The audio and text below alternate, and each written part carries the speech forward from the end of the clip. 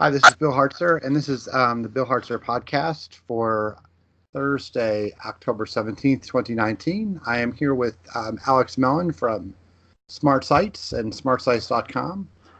Welcome, Alex. Tell me a little bit about yourself and your background, and how you got started in you know digital marketing. I would say and Yeah. pay per click. Hey, Bill. I'm Alex. I started Smartsites in 2011 with my younger brother. So we're now at growing ever since. Knock on wood. We're now at almost 100 employees, six offices worldwide. Our headquarters here and five more.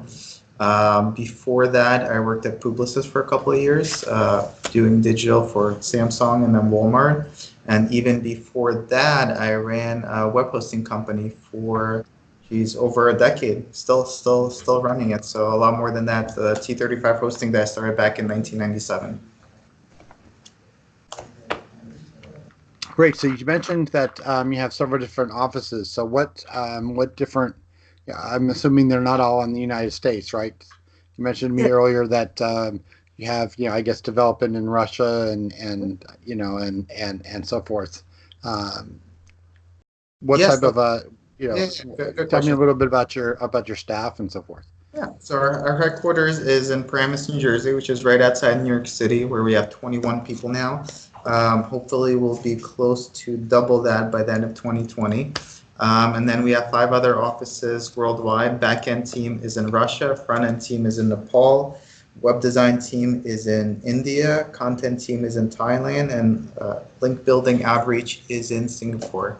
And each place is we have our actually Smartsites office, full-time employees, Smartsites branding. What's funny is that internationally, people take our company branding a lot more seriously than in the US. So, for example, in our Nepal office, a lot of people have literally a Smartsites shirt that's a Smartsites on it, as Smartsites everywhere, because internationally, so many people work as just contractors, right? They don't feel like they belong to a company. So people who are Sure. full-time company employees, they really like take pride and ownership in that, as opposed to the US, right? If you work at a company, very rarely do you walk around with like unless it's your company, very rarely do you walk around with a shirt with like your brand name on it. So interesting dynamic, definitely some challenges working with so many different offices, cultures, time zones, tax laws.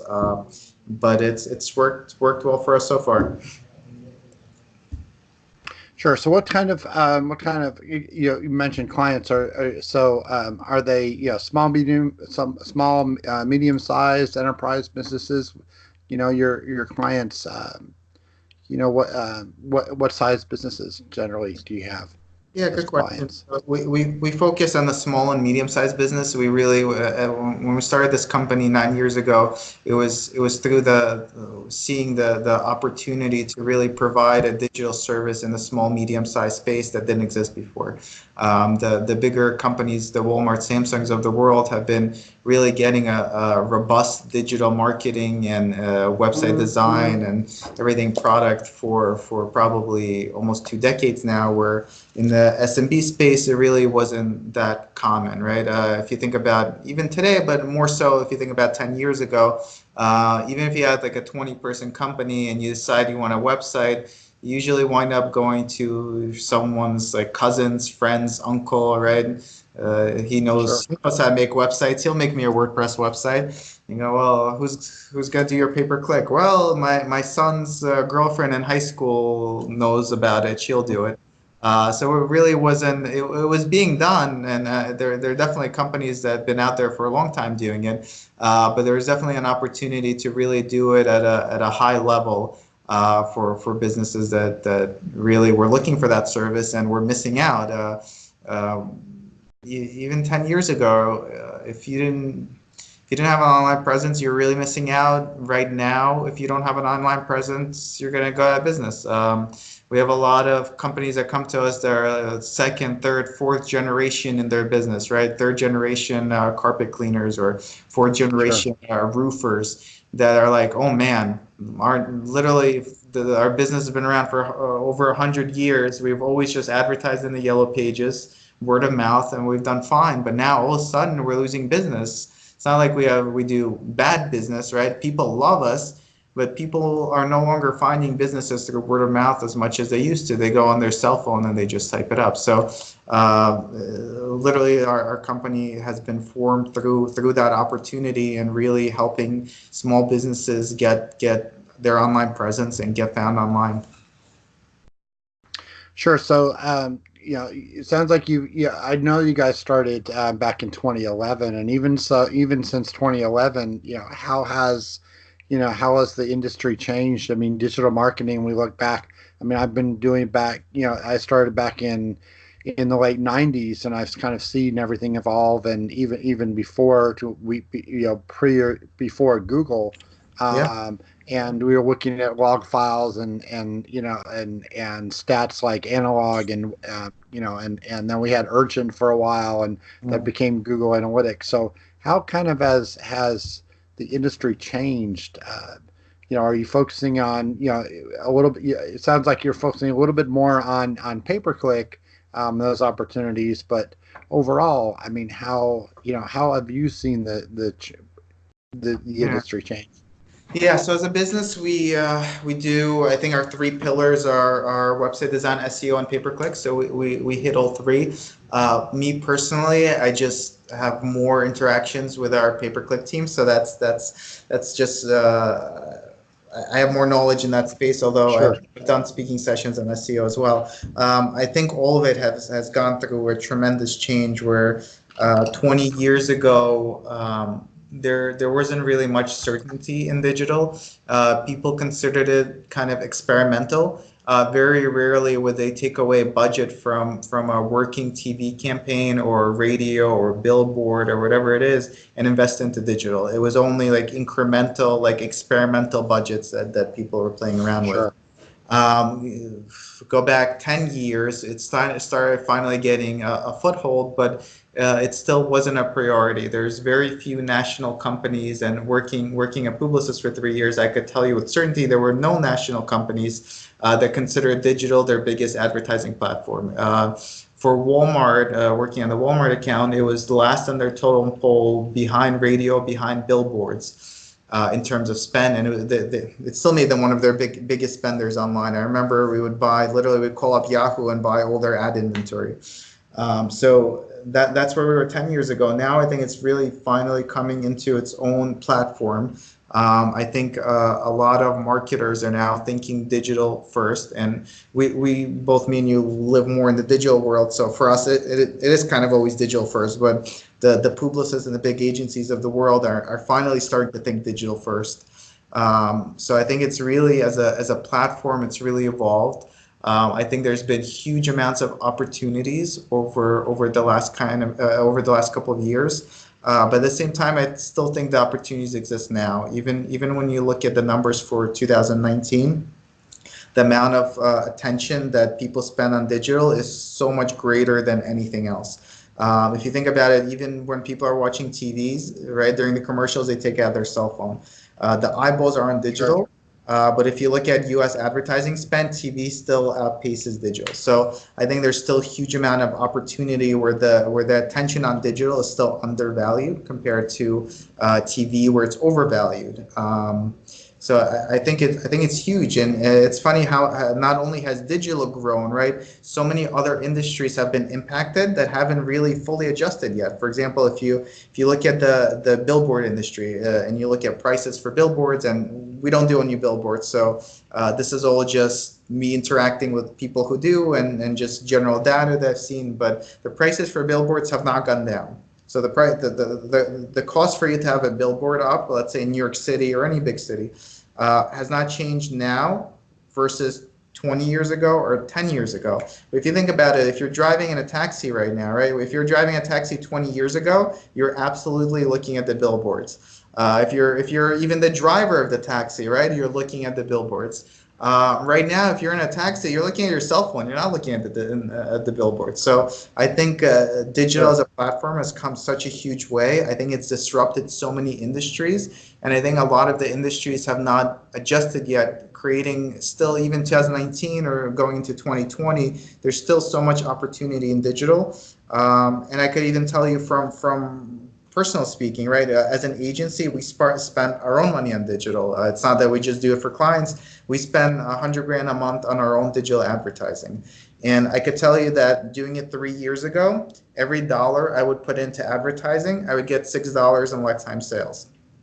Every dollar I put in this Yep. year to advertising, I'll get $5 in lifetime sales. So obviously, as more and more people enter it and realize the opportunity, it gets costlier. But I think the opportunity is still there, and a lot of businesses could still really benefit on the very much on the digital on the paid side, which is what I oversee. But as you know, on the SEO side as well. Sure. I mean, there's so many different. I think that we still have a lot of opportunities to grow, and there's so many different markets. I was talking specifically yesterday to a group of realtors, and in my area, and they still just they don't do any pay per click, and they don't they rely primarily on word of mouth, and then they do they do some print advertising. They still advertise in the newspaper, and and a book that's that is given out free at local restaurants and convenience stores and so forth. And they have no problem spending $250 a month on an ad that may be in some free handout book in in the lobby of a restaurant or a doctor's office, but they still and they don't know the ROI of that. And I think it's there's so many markets like that, and that they're still spending lots of money on something that they don't know the ROI of. And one of the best benefits to obviously digital marketing, and what I had to explain to them yesterday, is that you can see the clicks, and you can see the calls, and you can see the data, and spend your money on something where where that money is going. And there's so many markets like that where we're still I think it's going to probably be probably another 10 years for some of these smaller markets to to be at a point where they really understand it. And they're, like I said, right now they're spending their time on on Facebook pages and word of mouth, and they don't really understand the opportunity of the fact that when someone does a search for they're looking for a new house, they do go to Google and they look for realtors that way. And so there's some markets that don't even have anybody advertising it at all, which is such a good opportunity. Yeah, I think you had actually, and yeah, you had a really really good point in where you were just saying about digital and its measurability. How crazy is it that digital is so measurable, right? If you think about the other media, so if you buy advertisements in a magazine, right, or a newspaper, the way they price those and sell those is by how many people they estimate read them, and the estimations is done based on how much it gets printed. So if you're in a big Sure. city like New York City, you see like stacks of newspaper at the side of the road, like just laying there that they throw out, right? Those they're considering being read. It's literally based on those figures. Like that's why you have the stacks of newspapers laying around all over the big cities, because that's how they measure it. With TV, you have Nielsen, who has TV boxes in select 1,000 families all over the U.S., and based on that, they project out a population of 300 million. I mean, with digital, you're literally not only can you measure how many people go to your website, you can measure how many people searched for a specific search term in your geography, saw your ad, and then later interacted with your website in a different way. It's so powerful. Well, I think yeah. So you mentioned, you mentioned TV, for example. I think we're at the point where we're kind of starting to see that change. Most of the, if I look at my 13-year-old son, he doesn't really watch, even though we have DirecTV here in the house, he doesn't really watch a lot of DirecTV. Primarily is in his generation, 13 to 15 year olds. They're pulling out and watching YouTube. Yeah. And that is actually, even with YouTube, that's more measurable. It essentially is TV and and video, and especially those ads. And so even YouTube ads, for example, those and view time and engagement and so forth. But yeah, we can measure how many people actually seen that particular ad, and after, and it's measured based on not just 1 or 2 seconds of seeing the ad, but actually how many people have seen the full ad. Yeah. Obviously, so I think probably my prediction is probably in another 10 years we'll see a lot more, streaming, and uh, a lot more of the digital advertising moving to a platform that where we can actually measure that a lot better than so forth. And I think that and I've actually grew up in a television industry type of family, and so have been aware for years, as even when I was in the 70s and 80s growing up, that I mean, that was primarily TV was basically what we watched, and so forth. And we're just beginning to get cable and cable TV. No satellite yet, but I think that if that industry does not kind of allow advertisers to get more data, I think that and not just estimate. I think that there's going to be a big shift, and advertisers do need to demand to know where their money is going, not only just not only just for big companies, but even small companies, even down to it. And so same with tracking calls. I mean, so a lot of opportunities, looking through one particular campaign I'm working on, Google Ads campaign for one particular client. They don't have actually all of the call extensions or call ad extensions turned on. They just have it turned on for one particular campaign. And so little things like that, and the fact that we need a human, and we need an agency who knows what they're doing, like your agency, or someone else who's essentially someone who's Google certified, to be able to go in and say, okay, well, and make certain decisions, and not just let Google's AI and automated bidding take into account. We do need to spend some time actually looking at the account, and not only just turning everything over to Google, because obviously they would want everything to be on broad match and just serve up as many ads, and spend as much of your money as possible, right? So where do you think we have had this automated bidding and Google's AI around for a little while now? So how comfortable are you just with turning everything over to Google and letting their AI take over, versus versus how much really does a human need to be sitting here and watching everything that Google's doing, right? And making some campaign decisions. Yeah, so I think Google's AI has become very powerful, and in a lot of cases can do things better than you can manually.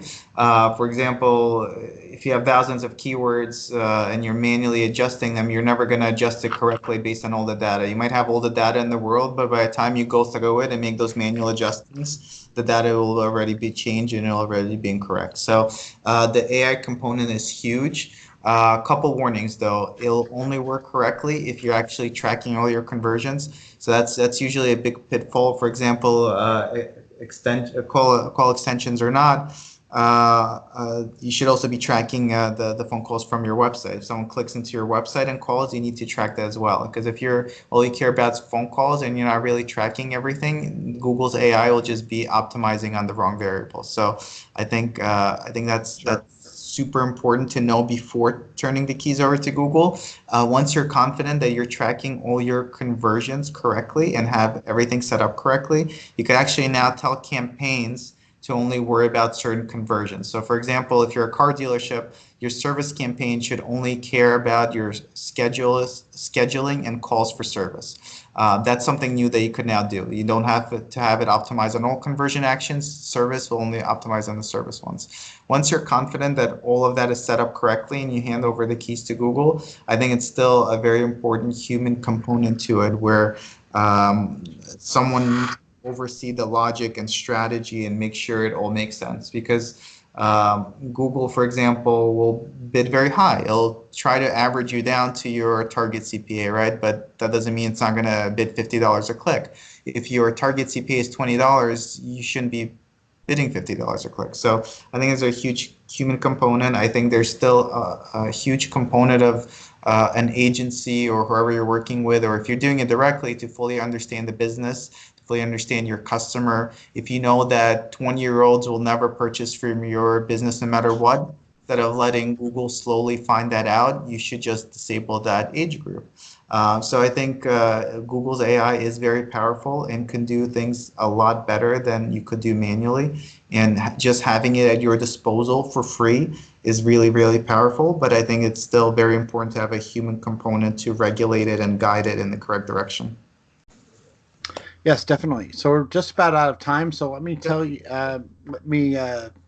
tell me a little bit about how we can get in touch with you, and obviously get you mentioned a free at least a free call to talk to an expert.